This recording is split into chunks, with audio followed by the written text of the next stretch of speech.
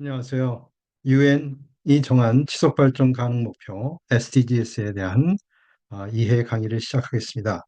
오늘 강의 내용은 SDGs의 세부 목표 현황과 수치 그리고 이행에 관한 내용입니다.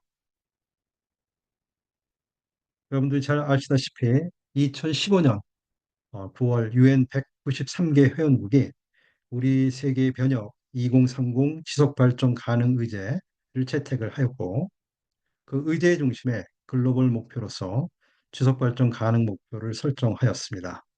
이것은 국제적으로 합의된 강령으로 우리 사회와 세계 지구촌 사회의 지속 발전 가능을 이제 도모하기 위한 것입니다.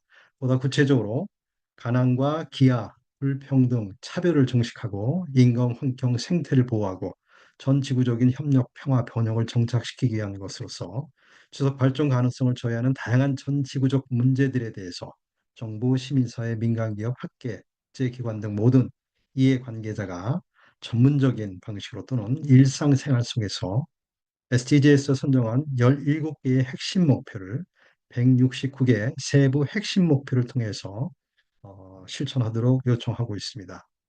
이에 따라서 저희 국가도 2018년도에 KSTGS를 만들었고 그 이후에 경제계에서 이제 이를 이제 구체적으로 실현할 수 있는 방법으로서 KESG를 정하여 실행하고 있습니다. 저희 국가에서도 매년 유엔과 같이 SDGs 이행 보고서를 발표하고 있습니다.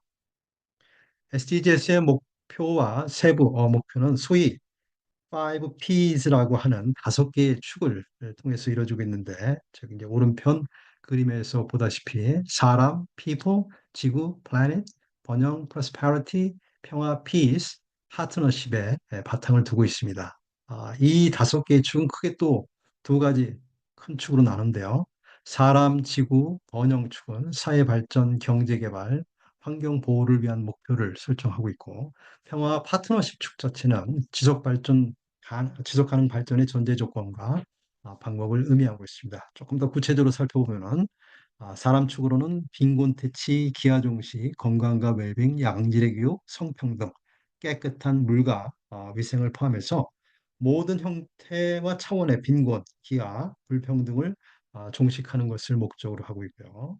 둘째 지구 축은 지구의 환경이 악화되는 것을 막아서 현재와 미래의 지속 가능한 생태계를 구축하고 유지할 수 있도록 한다는 데 초점을 두고 기후변화와 대응, 해양 생태계 보전, 육상 생태계 보전, 지속 발전 가능한 생산과 소비, 그리고 모두를 위한 깨끗한 에너지 쪽에 중점을 두고 있습니다. 이에 반해 세 번째 번영축은 양질의 일자리를 통해 인류가 번창하고 풍족한 삶을 누릴 수 있고 그러한 진보 자체가 자연과 조화 속에서 일어날 수 있도록 한다는 것에 중점을 두고 있습니다.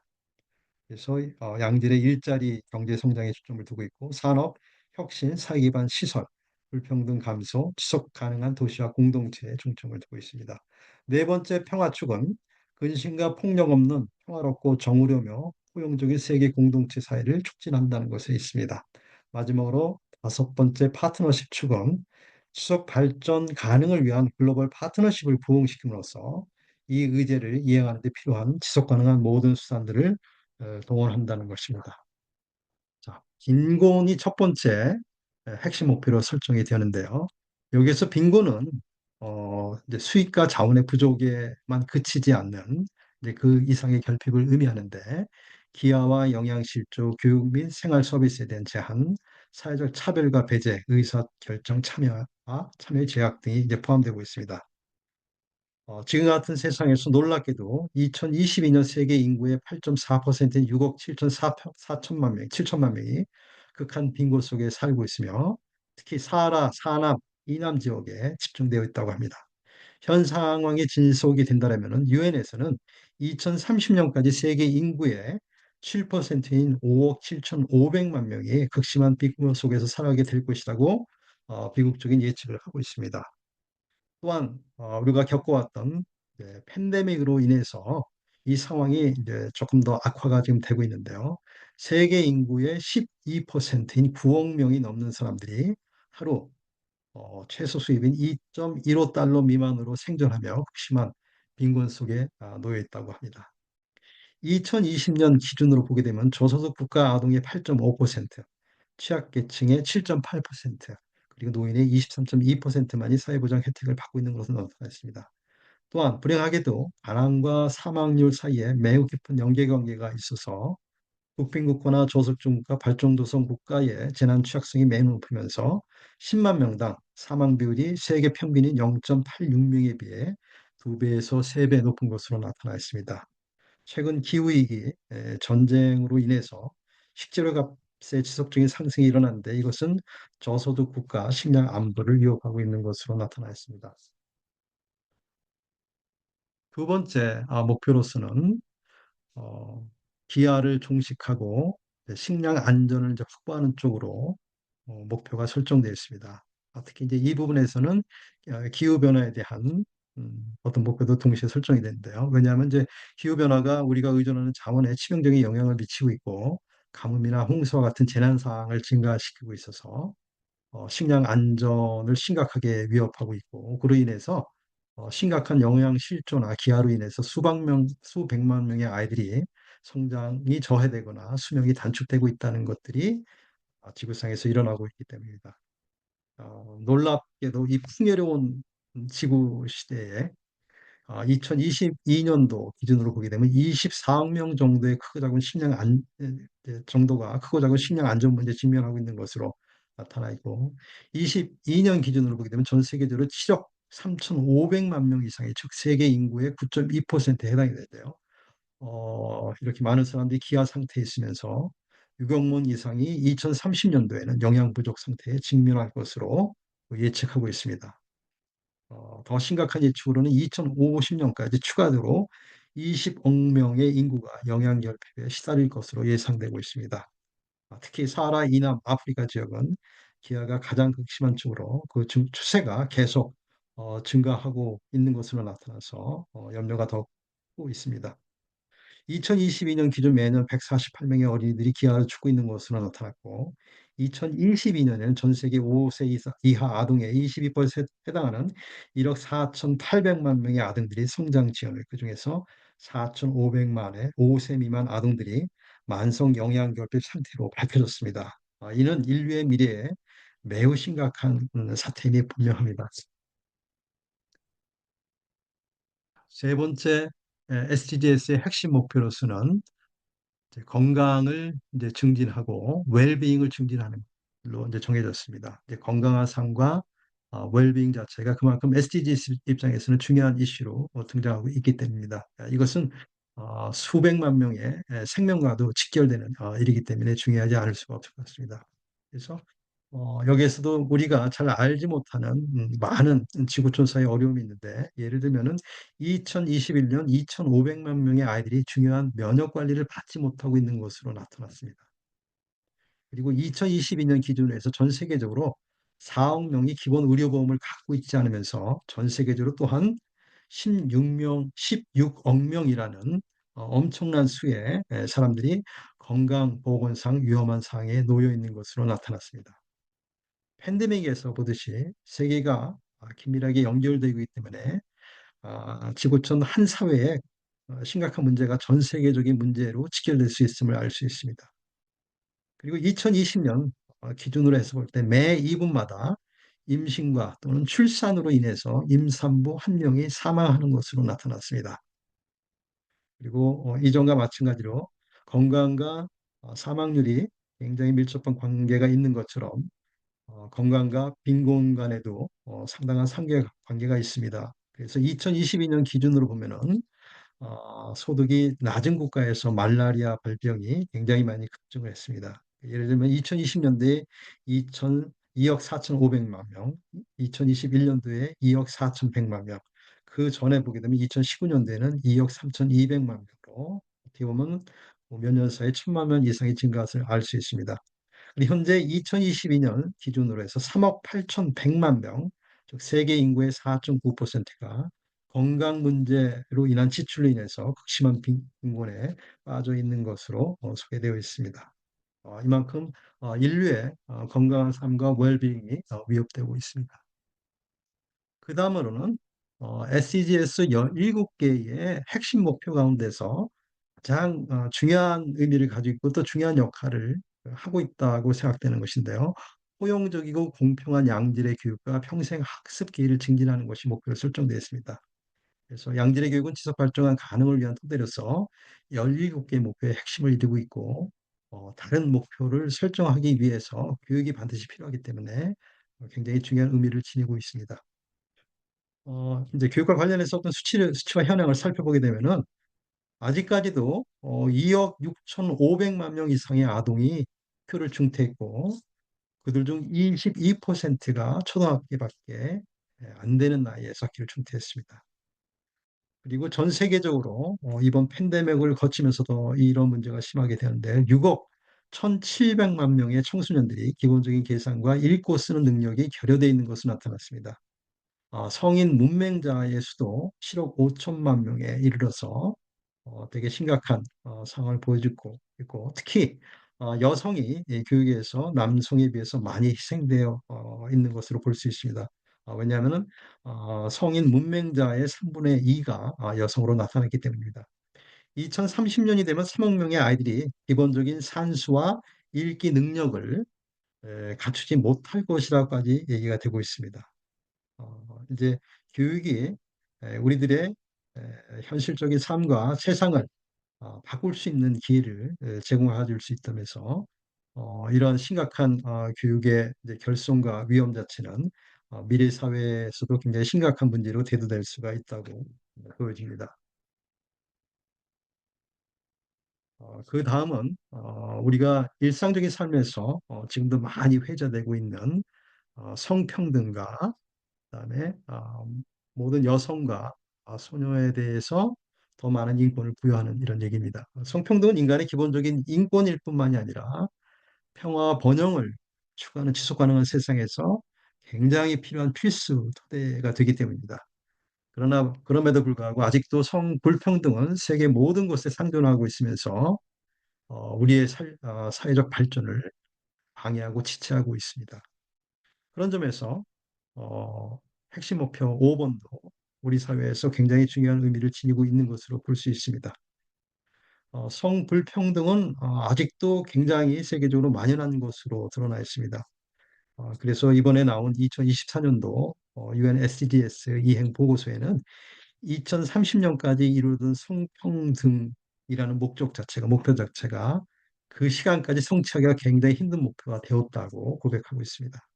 현재 세계적으로 7억 5천만 명의 여성과 소녀들이 18세 이전에 조언을 하는 것으로 나타났습니다. 특히 아프리카 중동의 30개국의 여성의 3분의 1이 그 숫자는 최소 2억 명이 넘는 여성과 소녀들인데 여성 성기 절제술, 특히 이제 여성 할례라고 하는 것을 강요받고 있습니다.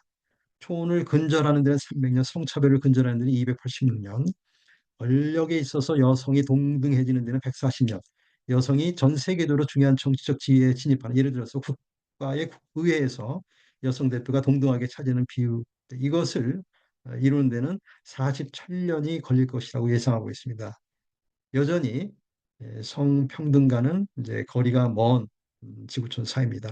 2022년 기준으로 보게 되면 여성의 의회 진출을 장려하기 위해서 여성 할당제를 시행하는 나라는 전체 국가의 30.9%에 불과하며 또 여성 할당제가 없는 나라도 21.2%에 달하고 있습니다.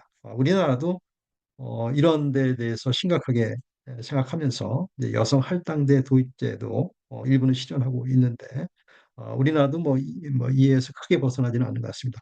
그리고 결혼 가정에서 거의 50% 여성이 성과 임신 건강과 관련하여서 자기 결정 권한을 갖고 있지 못하고 있는 것으로 나타났습니다. 그리고 18세 이전에 결혼한 여성의 비율이 20%에 달하는 것들로 나타나 있습니다.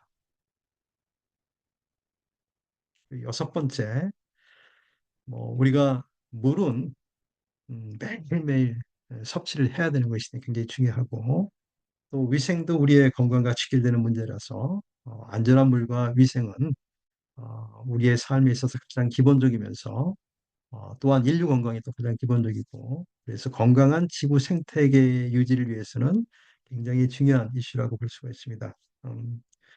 여기에 대한 것들도 사실은 인구가 증가하고 도시화가 더 확대가 되고 산업 발달이 훨씬 더 빠른 속도로 이루어지고 그다음에 이제 농업을 위해서 이제 열대 우림 자체가 이제 파괴되고 뭐 이러면서 물에 대한 욕구가 이제 요구 자체가 상대하게 이제 진행되고 있습니다. 그런데 현재 세계 인구의 절반 이상의 사람들이 담수 고갈의 위험을 경험하고 있습니다. 그래서 유엔에서 예측하기로는 2050년까지 최소한 4명 중 1명, 25%가 만성적이면서 반복적인 물 부족의 영향을 받으며 살게 될 것이라고 예측하고 있습니다. 또한 기후 위기로 인해서 이런 예측보다 더 심각한 물 부족 현상이 일어날 것이라고 예측되고 있고, 그 가뭄은 또한 최빈국의 기아 영향결핍 위생 상황을 더 악화시키는 피해를 입히고 있는 것으로 나타났습니다.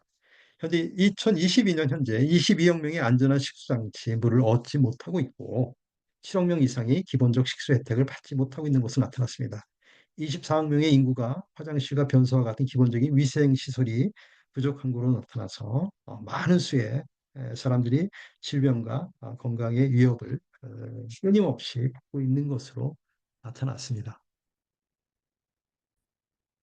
네, 일곱 번째의 핵심 목표는 에너지에 대한 접근성, 그다음에 안전하고 지속 가능한 에너지 확보에 중점을 두고 있습니다. 왜냐하면은 일자리라든지 안보라든지 기후변화, 식량 생산 또는 소득 증대를 위해서는 이제 에너지 이용이 필수적이면서 또한 이제 도시화가 확대가 되고 산업이 더 많이 확장이 되면서 에너지는 오늘날 세계가 직면하고 있는 도전과 기회의 핵심적 의제가 되고 있기 때문입니다.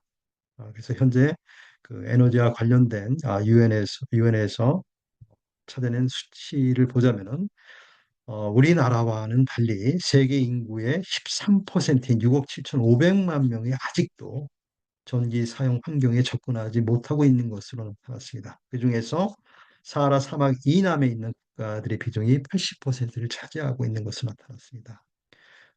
신재생 에너지가 많이 강조되고 있지만은 신재생 에너지의 비중은 2015년도에는 17.5%에 이제 한정이 됐고 이에 반해서 또 개발도상 국가들의 신재생 에너지 비율은 이보다 훨씬 낮아서 9.6%씩 증가 추세에는 있지만은 이에 대한 금융 지원이 매년 점차적으로 줄어들어서 개발도상 국가들의 신재생 에너지 비용도 점차 줄어들지 않겠나라고 예측이 되고 있습니다. 그래서 현상대로라면은 2030년까지 4명 중 1명, 즉 20억 명 정도의 사람들이 유리와 난방을 위해서 오염을 일으키는 연료나 기술에 의존하게 될 것이라고 예측이 되고 있습니다. 근데 이제 이렇게 해서 생기는 여러 가지 이제 이산화탄소가 기후 변화의 죽음으로 전 세계 온실가스 배출량의 약 60%를 차지한다는 놀라운 이런 사실이 있습니다. 그리고 9억 명 정도는 이제 이 중에서 5분의 4 정도는 사하라 사막 이남에 거주를 하는데 아직도 오염 연료에 의존하고 있는 것으로 볼 수 있습니다. 그래서 아프리카의 공기 오염도 이에 따라서 굉장히 심각한 것으로 나타났고 그다음에 전기 사용으로 보게 되면 2020년 기준으로 해서 전기 사용의 30%가 재생 에너지에 의존하고 있으나 여전히 난방과 운송, 그러니까 난방이 10.4%, 운송은 4%에 그친 것으로 나타나서 더 많은 노력이 필요한 것으로 알 수 있습니다. 그래서 가연성 연료로 인한 실내 공기 오염으로 인해서 매년 수백만 명이 이에 관련된 질환으로서 사망을 하고 있는 것으로 나타나는데 이 가운데 여성 및 이제 소녀의 비중이 60%를 차지하는 것으로 나타났습니다. 심각한 문제라고 할 수 있습니다. 여덟 번째는 어, 이제 포용적이고 지속 가능한 경제적 성장 그리고 고용 그리고 일자리가 매우 중요하기 때문에 에, 핵심 목표 여덟 번째로 주어졌습니다. 근데 저희가 2000년도에서 2022년도 팬데믹을 거치면서 결과적으로 2023년도 세계 GDP 성장은 굉장히 미미한 것으로 나타났고 특히 젊은 사람들의 일자리가 매우 심각하게 위협을 받는 것으로 나타났습니다.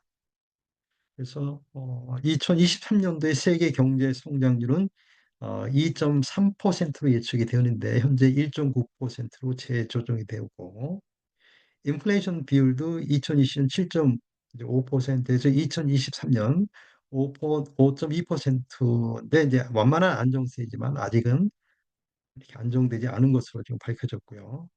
2022년 20억 명이 불안한 비정규직에 근무하고 있으며 우리나라에서 굉장히 많은 사람들이 현재 비정규직으로 근무하고 있죠.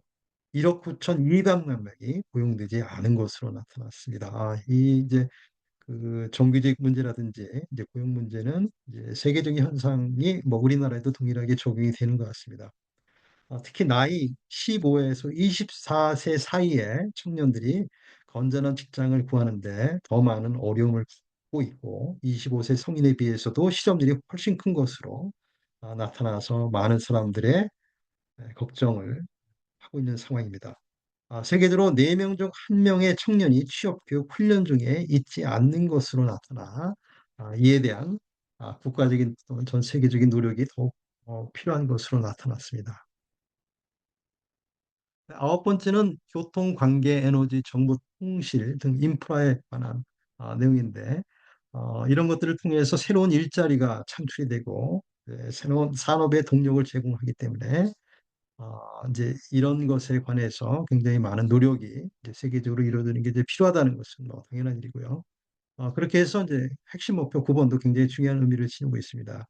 사실은 이 부분은 지난 10년간 굉장히 많이 개선이 되었지만은 여전히 2022년을 기준으로 볼 때 전 세계 인구의 5%는 아직까지 광대역 이동 통신망에 접속하지 못하고 있는 것으로 나타났습니다.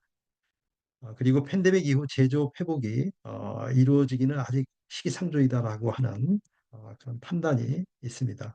2021년 7.4% 성장에 비해 세계 제조업 성장은 2022년 사실 3.3% 성장에 머물러 있는 걸로 나타났고요.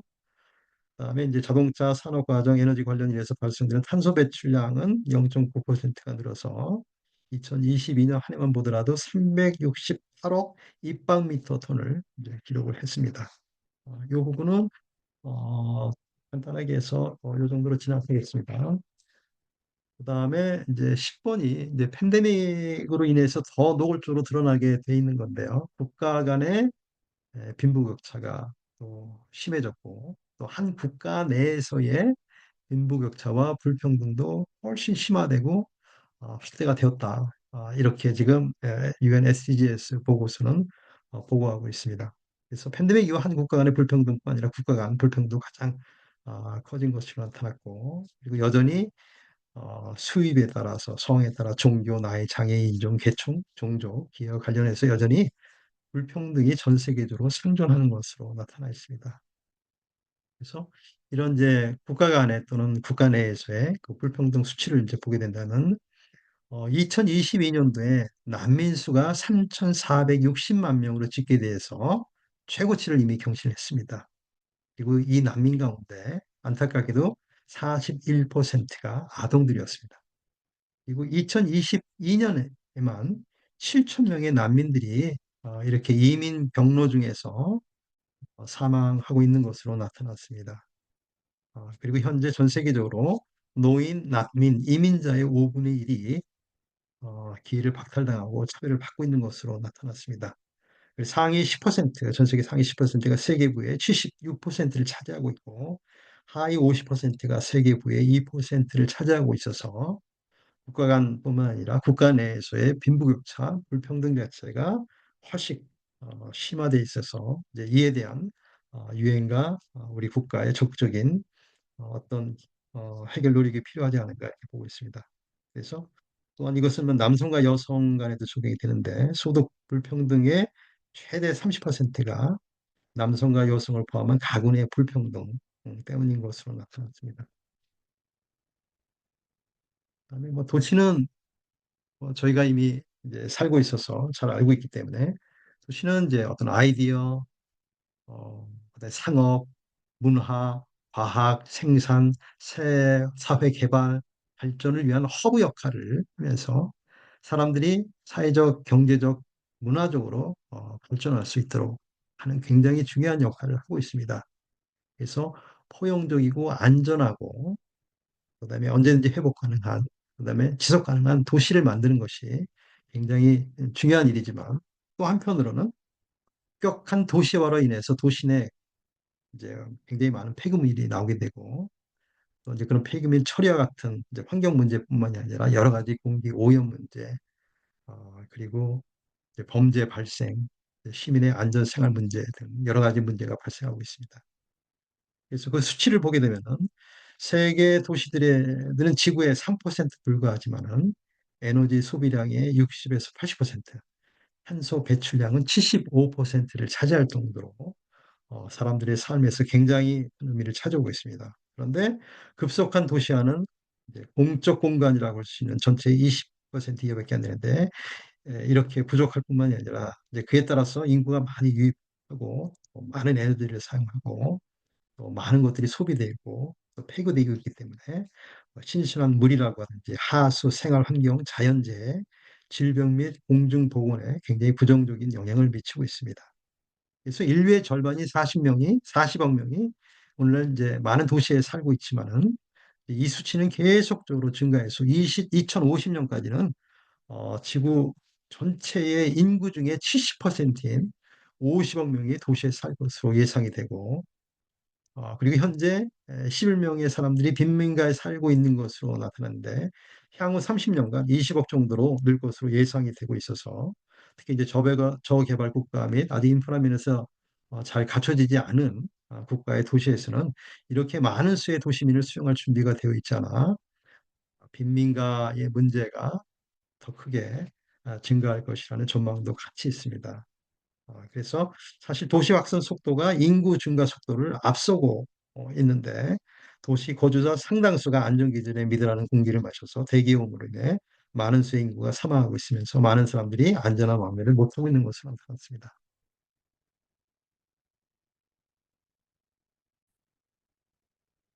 네, 12번째 핵심 목표로는 지속 가능한 발전 가능한 소비와 생산 패턴에 초점을 두고 있는데 지속 가능한 소비와 생산은 이제 자원과 에너지 효율을 높일 뿐만이 아니라 이제 이에 따라서 지속 가능한 일자리를 만들고 또 이에 따른 인프라가 조성이 되고 기본적인 지속 가능한 서비스가 제공이 되고 적절한 일자리뿐만 아니라 모두에게 더 나은 삶의 질을 제공하기 때문에 굉장히 중요한 사안입니다.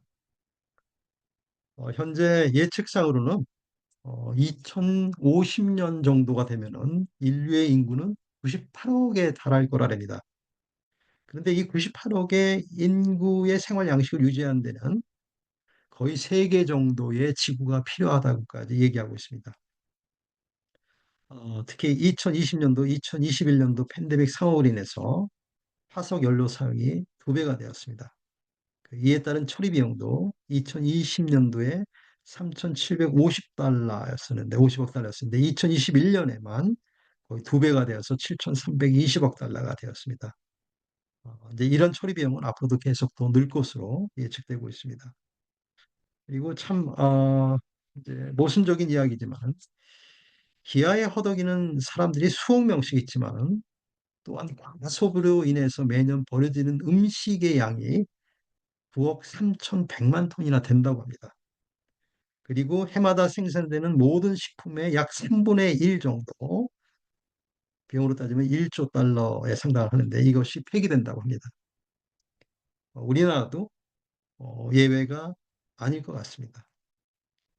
그런 이유로 해서 2022년도에 1인당 폐기물의 양은 1인당 연간 120g 정도로 키로 정도로 나타났습니다.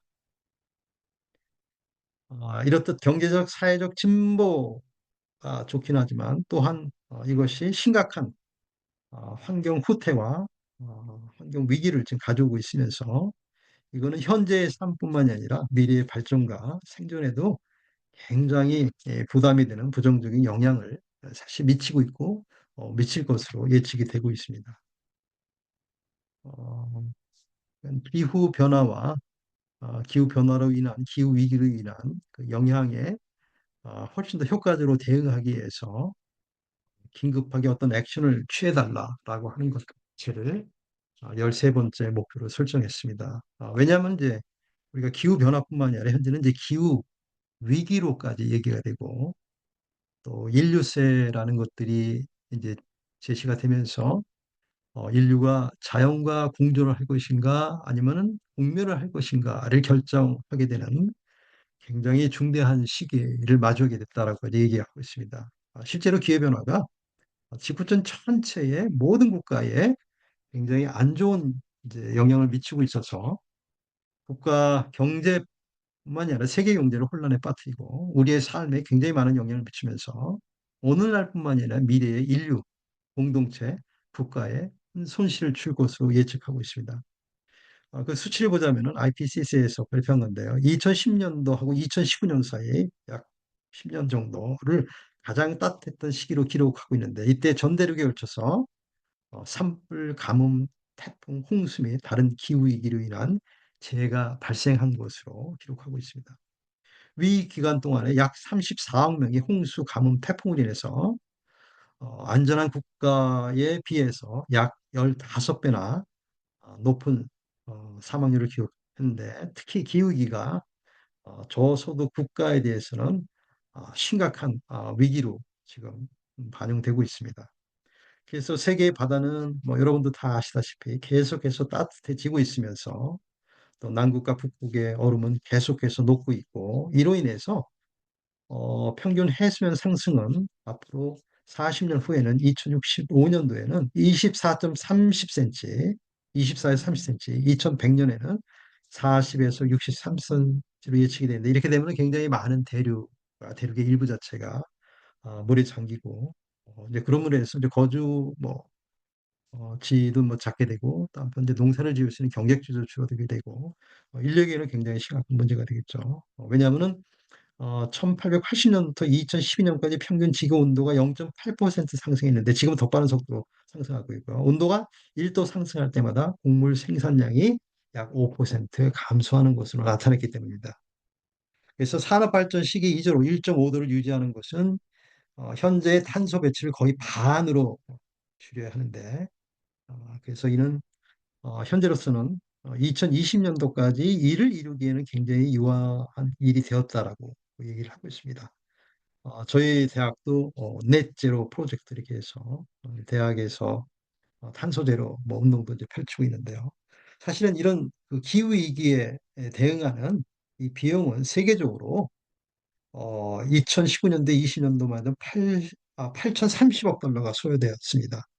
그리고 이제 이게 저소득 개발까지 우리가 고려한다면 2030년대는 8조 달러라는 어마어마한 천문학적 기금이 이제 필요한데 차라리 이것을 이제 기후위기 비용으로 쓰지 말고 경제개발 비용으로 썼더라면 훨씬 더 좋긴 한데 그렇지 못하게 되는 거죠. 기후위기 자체가 워낙 심각하기 때문에. 그래서 기후위기가 단순한 기후위기가 아니라 삶의 위기면서 경제적 위기다 이렇게 봐야 되겠습니다. 그 다음에 14번째 지구의 해양도 또한 굉장히 많이 위기 상태에 점차적으로 이제 접근하고 있는 것으로 지금 보고되고 있는데요. 그런데 해양이 하는 역할 자체가 지구촌의 생태계에 있어서 워낙 큰 영향을 이루기 때문에 왜냐하면 해양 자체가 지구상에서 가장 큰 생태계를 이루고 그래서 지구의 온도라든지 조류라든지 생명력 등 지구에서 인간이 살기에 좋은 서식지로 만드는 중요한 역할을 하고 있기 때문에 이런 글로벌 자원을 신중하게 관리하는 것이 지속 가능한 미래의 핵심이 될 수도 있습니다. 얼마든지. 우리는 해양이 우리 지구에게 얼마나 큰 혜택을 주고 있는 것에 대해서 사실은 잘 알지 못하죠. 어쨌든 가장 기본적으로 해양은 지구에서 가장 많은 탄소를 담고 있습니다. 그러니까 탄소 생산량의 30% 이상을 바다가 흡수하고 있고 또 초과 열량의 90%를 바다가 흡수해주고 있습니다. 그리고 그런데 이런 바다가 이렇게 좋은 역할을 하고 있음에도 불구하고 우리 인류는 지속적으로 이제 해양을 오염시켜 왔는데요. 2021년도에 보면은 1,700만 입방톤의 해양 오염 물질이 바다를 오염시키고 있는 걸 나타났고 이 수치는 이미 2003년도에 달성하고자 하는 수치를 이미 3배를 넘어서고 있습니다. 근데 해양 오염 물질 가운데 가장 해를 미치는 것은 플라스틱이고 매년 700만에서 1200만 입방톤이 바다에 버려지고 있으면서 이 바다에 버려지고 있는 플라스틱 가운데 일회용이 89%를 차지하고 있는 것으로 나타났습니다. 그래서 일상성 속에서 우리가 플라스틱 사용에 대해서 나름대로 어떤 의식을 갖고 실천하는 것 자체가 굉장히 중요한 의미를 지니게 됐습니다. 현재 해양 산성화는 현재 8.2 정도인데 이는 산업화 이전보다는 30%가 늘어났는데 이게 산성화가 커지면 커질수록 해양 생물의 존립과 해양 생태계 그리고 해양으로부터 얻는 식품 자체가 이제 안전이 위협받고 있습니다. 이제 우리나라의 바다도 바다 인근 해역은 굉장히 많이 오염됐고, 어, 그다음에 이제 거기에 오염물질이 계속 유입돼서 이제 산소가 커지면서 물고기의 이제 서식 환경 자체가 굉장히 많이 망가져가지고 우리나라도 여기에 대한 구체적인 대책이 훨씬 더 많이 필요하게 됐습니다.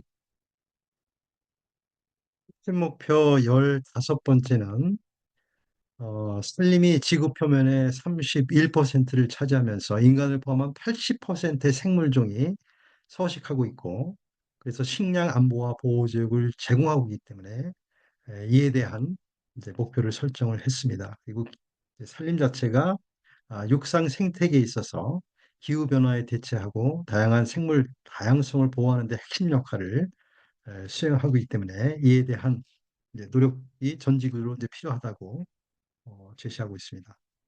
이제 그럼에도 불구하고 현재 매년 1,200만 헥타르의 산심이 손실되고 있고, 그다음에 지속적으로 산림이 파괴될 것으로 예측이 되고 있습니다. 그래서 이로 인한 사막화가 훨씬 더 빠른 속도로 진행이 될 것이고, 또 이로 인해서 더 많은 이제 물 자원이 필요하고, 또 이로 인해서 생물 다양성 자체가 굉장히 많이 훼손될 거라고 예측이 되고 있습니다.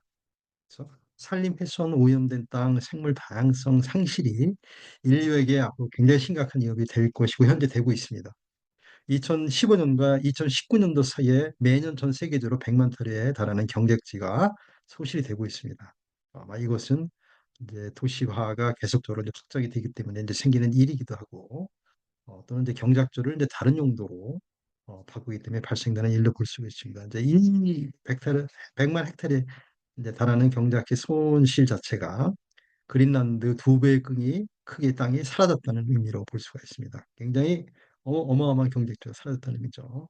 또한 2000년도와 2018년도 사이 한 9년 사이에 7%의 숲이 사라졌는데 농지 확대 정책으로 인해서 전 세계적으로 사라진 숲이 90%를 차지하고 있습니다.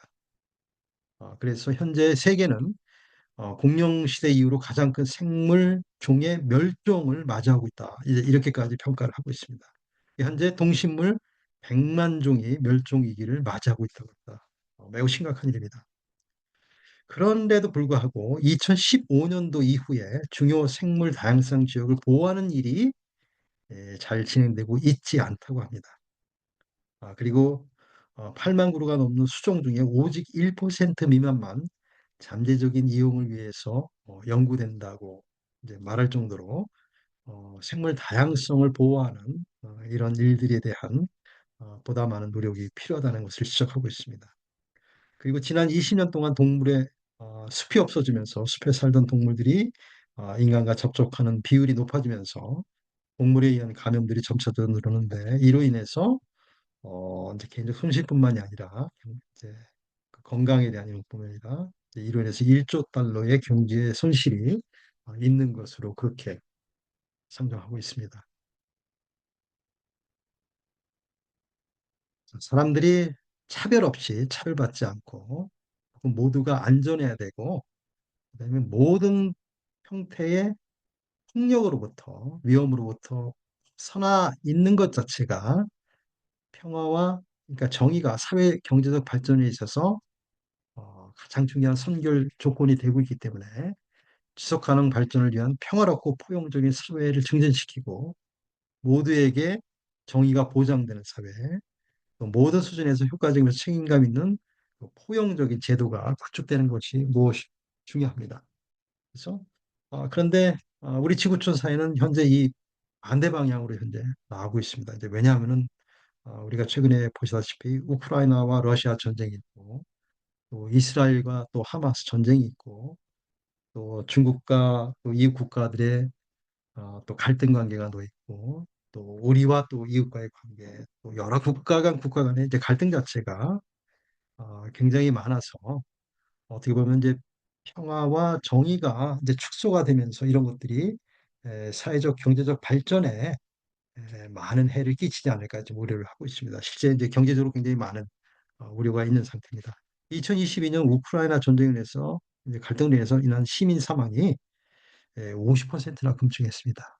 2022년 말 기준 1억 8,400만 명이 강제로 이주하게 되었고 10년 전에 비해서 2.5배가 증가하였습니다. 물론 이제 이 두 수치는 2023년 현재도 진행 중에 있는 이스라엘 하마스 전쟁으로 해서 더 상승할 것으로 예측되고 있습니다. 2017년과 2020년 사이에 약 20만 건의 아동 성매매가 보고되었습니다. 이제 사실 그 이상이 될 텐데 이게 이제 들키지 않고 이제 이런 것들이 이루어지기 때문에 이제 현재 이제 집계된 수치만 이렇게 말해주고 있습니다. 그다음에 20년 동안 고의적 살인으로 인해서 45만 8천 명이 목숨을 잃었습니다. 그중에 90%가 남성입니다. 어쨌든 지속 발전 가능을 위해서는 이제 안전한 사회, 포용적인 사회, 모두에게 정의로운 이제 사회가 이제 필요한데 이제 우리의 현실은 지구촌 현실은 그와는 약간 반대되는 방향으로 가고 있다. 이렇게 볼 수 있습니다. 마지막 17번째 사실은 앞에서 말했던 16개 이런 것들이 이루어지기 위해서는 국가뿐만이 아니라 정부, 그다음에 민간, 시민 사회 간의 협력이 절대적으로 필요합니다. 네, 이제 그런 의미에서 마지막 17번은 SDGs의 전체 가운데서도 가장 핵심적인 위치에 있지만은 또 한편으로는 가장 어려운 파트가 아닌가 이제 이렇게 보여집니다. 당연히 이런 SDGs는 공동 목표를 달성하기 위해서는 이제 포괄적인 파트너십이라는 게 전 세계적, 지역적, 국가적, 지역에서 필요한 것이 사실이기 때문입니다. 근데 이제 그래서 이제 팬데믹을 우리 공유했던 우리 지구촌 사회는 글로벌 파트너십이 진짜로 중요하구나. 이걸 이제 깨닫게 되었고 그런데 불행하게도 지역 분쟁과 이제 국가주의로의 이제 회기로 인해서 이제 국제 협력 자체가 굉장히 많이 방해를 받고 있고 위협을 받고 있습니다. 그리고 많은 개발도상 국가들이 팬데믹 이후에 이자율이 상승하고 인플레이션이 급등하고 또 거기에 따라 이제 경기 침체가 오면서 이제 빚에 이제 몰리게 되고 위기를 맞이하고 있는데요. 2022년 11월 기준 69개 개발도상국 중 37개 국가가 빚으로 인한 스트레스가 높은 위기 상황을 맞이하고 있다고 합니다. 네. 이렇게 해서 SDGs를 위한 협력 조치가 가장 중요하지만은 여러 가지 불안한 이제 지구촌 사회의 그 위기로 인해서 이런 것들이 쉽게 달성되기는 굉장히 어렵다 이제 이렇게 보고 있습니다. 이와 같이 해서 SDGs 17개 핵심 목표의 중요한 내용들을 한번 수치와 현황을 통해서 살펴보았고요. 그런데 이런 17개 목표를 달성하기 위해서 보다 구체적인 실행 목표가 169개가 제시가 됩니다. 네, 그것은 SDGs 17개 목표 하나하나에 약 8개에서 많게는 12개까지 이제 세부 목표가 제시가 되는데 그것을 다 합치면은 총 169개 실행 세부 목표가 되고 또 이렇게 목표만 설정해주면 다 끝이냐? 그것이 달성되는 것을 어떻게 평가하느냐? 굉장히 중요한 문제죠. 그렇게 해서 여기에 따라서 세부 목표와 그러니까 실행 목표 17개와 세부 목표 169개가 어떻게 달성되었는가를 구체적으로 살펴보기 위해서 247개의 평가 지표가 만들어졌습니다.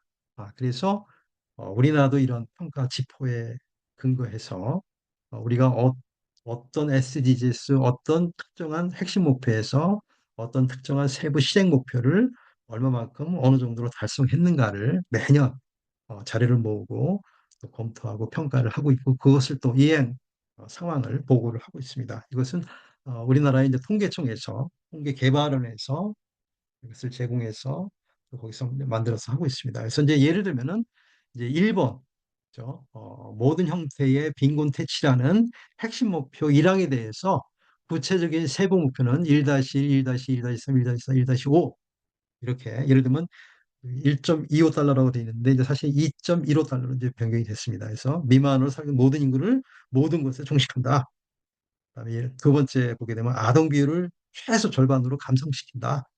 근데 1-3을 보게 되면 사회적 보호 책임의 조치를 이행하고 2030년까지 빈곤층과 취약계층에 대한 실질적 보장을 달성한다. 4번 1-4에 보게 되면 2030년까지 모든 남성과 여성, 특히 빈곤층과 취약계층의 경제적 지원과 기본 서비스, 토지와 기타 형태의 재산에 대한 소유와 통제, 브라브라 이런 것들을 접근할 수 있는 권리가 보장한다. 이렇게 굉장히 핵심 목표를 실제로 이행할 수 있게 하는 세부 실행 목표가 이렇게 제시가 됐습니다. 그리고 이제 그것을 평가하는 평가 지표가 더 자세하게 또 제시가 되고요. 그래서 이제 여러분들이 보시는 왼쪽과 오른편에 1번 핵심과 2번 기하 종식을 이제 예시를 나타냈고, 그다음에 이제 더 나아가서 이제 6번의 예를 보게 되더라도 적당한 가격의 식수에 대한 보편적 조건을 달성한다든지 6-2에 공평한 공중위생과 개인 청결에 대한 접근성을 달성한다든지 6-3에 유해 화학물질 투기 근절 및 배출 최소화한다든지 6-5와 같이 통합된 물 자원 관리를 이행한다든지 이렇게 구체적으로 실행 가능한 핵심 목표가 세부 목표로 이렇게 제시되고 있습니다. 이제 이런 것들이 우리나라에서는 이제 지표에 대한 이제 데이터가 이제 각 지방 정부의 이제 지표 소관 부처가 있고 소관 부처에서 통계청이 이제 자료를 제공하기를 요청하고 그다음에 이제 거기에 대한 이제 관리를 하고 이제 지표 총괄적으로 관리를 하고요. 여기서 이제 데이터를 주고받으면서 수정도 하게 되고 그래서 이것을 모아서 이제 우리가 우리 자신이 만든 거는 이제 이번에 2024년도 3월 21일 날 게시가 됐는데 한국 2024 SDGs 이행 보고서가 이렇게 이제 쓰여지게 되고 그래서 게시가 되면은 또 이 데이터가 UNSD 데이터베이스로 다 넘어가게 됩니다. 그러면 이제 UN에서는 이 데이터를 또 모아서 UN 전체에서 전 세계에서 어느 정도로 SDGs의 17개 항목과 169개 세부 목표가 이행이 됐는가를 또 발표를 하게 됩니다. 네. 우리나라에서 이번에 2024년도에도 보게 되면 한국에서 SDGs 1에서 17번 목표의 이행 현황 자체가 일단은 크게 1번 골, 두 번째 골, 세 번째 골, 네 번째 골, 다섯 번째, 여섯 번째 이렇게 해서 쭉 제시가 되면서 17번까지 이 하나하나에 대한 이제 구체적인 데이터와 수치와 현황 자체가 보고서에 탑재가 돼 있습니다. 그래서 여러분들도 환경청 들어가서 이제 한국의 이제 SDGs 이행 현황이라고 이렇게 눌러보면은 그 자료가 무료로 다운로드 받을 수 있게 되어 있습니다. 그래서 이제 예를 들면은 이번 2024년도에서는 어, 이제 빈곤 퇴치와 관련해서는 이제 상대적 빈곤율은 감소세는 이제 둔화가 됐고 대신에 이제 비정규직 고용 보험 가입률은 정규직에 비해서 크게 낮아진 것으로 나타났다. 또 이제 기아 종식에 관해서는 영양 섭취 부족자 비율이 여성 빈혈 유병률이 증가했다. 라든지 건강과 웰빙이라는 핵심 목표에 대해서는 이제 뭐 잘 아시다시피 보건 의료 인력의 지역간 편차가 확대됐다. 그다음에 뭐 양질의 교육과 관련해서는 중고등학교의 학력 저하나 평생 교육이 위축이 됐다. 이렇게 해서 우리나라도 데이터에 근거해서 우리가 얼마나 SDGs를 우리나라에서 얘기했는가를 이렇게 구체적으로 각 항목마다 이렇게 제시하고 있습니다. 이런 것들이 보게 되면은 이제 우리가 SDGs 이제 17개 핵심 목표가 있는데 핵심 목표에서 세부 160개의 목표를 다 달성하는 것이 아니라 이 중에서 우리가 가장 잘 할 수 있고 현재의 상황 속에서 잘 할 수 있는 것들을 뽑아서 그중에서 특별히 잘할 수 있는 것들을 중심으로 해서 선택적으로 우리가 지금 하고 있는 것을 지금 알 수 있습니다. 그래서 이제 실제로 2024 이제 우리나라의 SDGs 이행 보고서를 보게 되면은 목표 1항만 보더라도 우리가 중점을 두는 것은 169개 이제 핵심 이제 실행 목표 가운데서 1-1-3에 초점을 두고 또 1-1-A, 1-B에 중점을 두고 있는 걸 알 수 있습니다. 이제 그러면서 지표도 많은 것 가운데 1-2, 1-3, 그다음에 1-A에 관련된 지표 쪽에 초점을 두고 그쪽으로 연도별로 이제 모니터링을 해서 이행하고 있는 것으로 이제 나타났습니다. 아, 그런데 이제 이런 것들이 모아서 이제 2024년도 유엔에서 발행하는 그 SDGs 이제 여기 결과를 보게 되면은 2024년도는 유엔 지속 가능 발전 목표에 대한 진전이 팬데믹으로 인해서 정체되고 있으며 현재까지 2025년도에서 이제 한 10년 정도 됐는데 목표의 16%만이 2030년 까지 달성될 것이라는 비관적인 견해를 내놨습니다. 되게 불행한 일이죠.